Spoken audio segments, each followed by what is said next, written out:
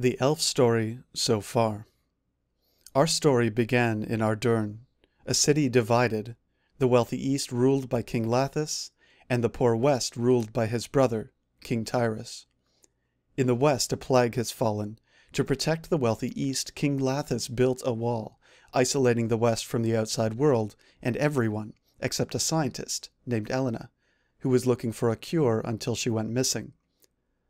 Our quest was to find Elena.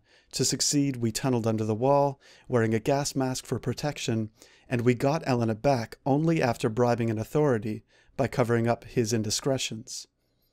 After helping Elena, we learned that she escaped with samples of the plague, but without her equipment. So we distracted the watchtower guards, returned to the west, and devised a plan to enter the mourners' headquarters. We poisoned their food and posed as a doctor, killed a man for his key, and collected Elena's equipment. Once whole, Elena examined the samples, but her tests yielded strange results. Elena asked us to have Guidor test them again. This time the results were clear, and confirmed Elena's findings. There was no plague. Shocked, we brought our story to King Lathis, where he admits the plague was a lie of his own creation. He tells us that something much darker is happening in West Ardurn, that his brother Tyrus has become possessed by the Dark Lord, and that we have to stop him. Lathis also tells us that Tyrus has fled to the west, that we can reach him through an underground pass, but the way is blocked by a madman, Iban, and that we need to kill Iban to restore the pass. The underground pass is a violent gauntlet, a maze of twisted magic, and our guide's mind was quickly lost. Preparation, strength, and agility guaranteed our survival, but success required much more. We defeated Iban only after throwing his effigy through a portal into the realm of Zamorak. At last King Lathis sent his best wizards to restore the corrupted portal, the Well of Voyage, our path to the land of elves. At long last we reached Tyranwen, but this was no time for reflection. King Tyrus lived, we needed to find Lord Arrowworth, and the region presented many challenges. First we met Idris, a stranger with a warning, an elf shot dead by her own kind before she could say another word. Our greeting party was merciless. We found Lord Arrowworth at his camp.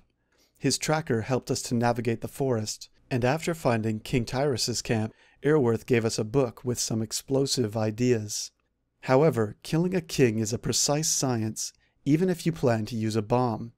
With careful assembly and a timely distraction, we reduced King Tyrus's tent to shrapnel and fire. For our effort, Arrowworth gives us a letter for King Tyrus, and grants us access to the mountain pass of Arendar. Before we reach the king, we meet another stranger, another elf named Arianwen. He tells us what we should have known all along. We were duped by a known liar, and the letter we carry holds the proof. King Tyrus was innocent. King Lathis is evil, and because of us the path is now open for the Dark Lord to enter the world. Our reputation for disruption was growing. Some of the elves distrusted us, especially Iselwyn, the grandson of Queen Glariel. We desecrated his grandmother's tomb. It was high time we made amends and put her soul to rest. Our quest was to plant a seed of consecration, and in doing so we earned the trust of the elves, and pledged to support their resistance. It wasn't long before Elena informed us of Arianwen's demand for our skills.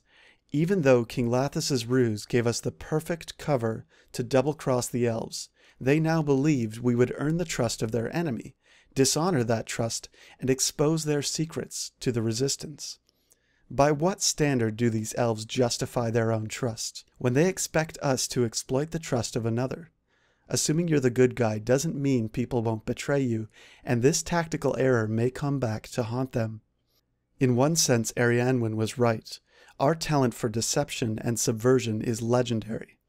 After killing a mourner for the clothes on his back, we infiltrate the mourners' headquarters in West Ardurn one more time. By keeping the facade of the plague alive, we earn our way up their ranks. In the end, we learn that beneath this mountain, they are looking for a way to resurrect the Dark Lord. When a scouting party went missing under West Ardurn, the head mourner asked us to investigate. Before long, we discovered the bodies. A shadow killed them all, just outside a huge temple, the Temple of Light. Inside, we find a strange blackened crystal.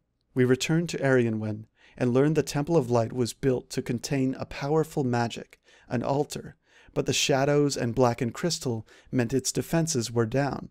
To restore the temple, we solved a light puzzle, imbued a crystal on the altar of death itself, and sealed the temple for 1,000 years.